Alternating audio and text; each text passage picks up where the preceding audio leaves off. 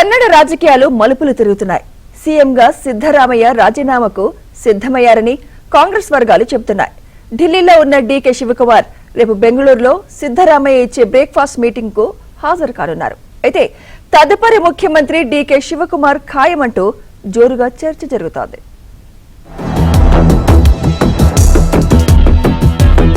కర్ణాటకలో రాజకీయాలు మరింత వేగంగా మారుతున్నాయి. మంగళవారం రాత్రి ఢిల్లీలో రాహుల్ గాంధీ, మల్లికార్జునతో CM Siddaramaiah, deputy CM DK Shivakumar భేటీ అయ్యారు.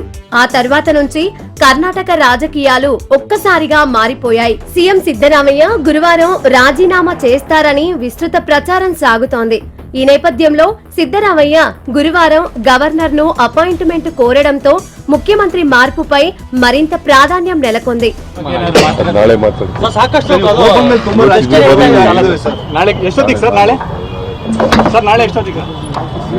ప్రస్తుతం ఢిల్లీలో ఉన్న డిప్యూటీ సీఎం డీకే శివకుమార్ గురువారం సిద్ధరామయ్య నివాసంలో జరిగే మంత్రుల బ్రేక్ఫాస్ట్ మీటింగ్ నకు హాజరు కానున్నారు. గతేడాది కర్ణాటకలో కాంగ్రెస్ ప్రభుత్వం 2.5 ఏళ్ల పదవీకాలం పూర్తి చేసుకున్నప్పటి నుంచి నాయకత్వ మార్పుపై ఊహాగానాలు మొదలయ్యాయి. గత 18 నెలలుగా డీకే శివకుమార్ అనుచరులు ఆయన ముఖ్యమంత్రి బాధ్యతలు చేపడతారని చెబుతున్నారు.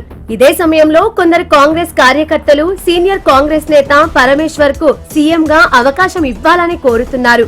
కాంగ్రెస్ కర్ణాటక వ్యవహారాల ఇన్ఛార్జ్ రణదీప్ సూర్జేవాలా బెంగళూరులో కాంగ్రెస్ నాయకులతో సమావేశమై నాయకత్వ మార్పుపై స్పష్టత ఇచ్చే అవకాశం ఉందని సమాచారం. I want to assure every brother and sister of Karnataka, every single Kannadiga, the only decision that we will take will be in the interest of people of Karnataka. The only decision that Mallikarjun Kharge ji, who himself is a Kannadiga, and Rahul Gandhi ji, who has great love and affection for people of Karnataka and has received it in abundance.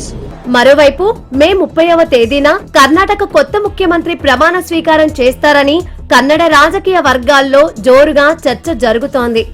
అధికార బదిలీని సున్నితంగా నిర్వహించేందుకు అధిష్టానం పటిష్ట చర్యలు చేపట్టినట్లు సమాచారం. నాయకత్వ మార్పు గురించి గురువారం సిద్ధరామయ్య నివాసంలో జరిగే బ్రేక్ఫాస్ట్ మీటింగ్ తర్వాత డీకే సిద్ధు కలిసి జాయింట్ ప్రెస్ మీట్ ఏర్పాటు చేసే అవకాశం ఉన్నట్లు తెలుస్తోంది. ఢిల్లీలో రాహుల్ గాంధీ సమావేశానికి ముందు తన అనుచర మంత్రులతో సిద్ధరామయ్య సమావేశం నిర్వహించారు. తనను ముఖ్యమంత్రి పదవి నుంచి తప్పిస్తే తన సామాజిక వర్గానికి చెందిన వ్యక్తిని సీఎంను చెయ్యాలని సిద్ధరామయ్య కోరినట్లు సమాచారం.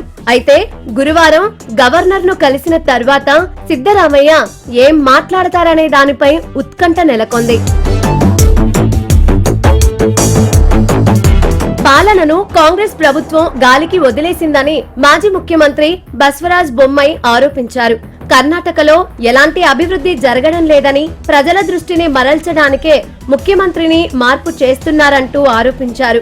దీనికి కాంగ్రెస్ తగిన మూల్యం చెల్లించుకోవాల్సి వస్తుందని బస్వరాజ్ బొమ్మాయి హెచ్చరించారు. So therefore he has manipulated his way up through his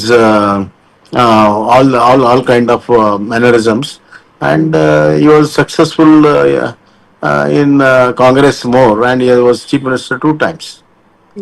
So therefore I don't see immediate rebellion Siddaramaya. అయితే అధిష్టానం డీకే వైపు మొగ్గు చూపుతుందా లేకపోతే సిద్ధరామయ్యనే కొనసాగిస్తుందా అన్నది చర్చనీయాంశంగా మారింది.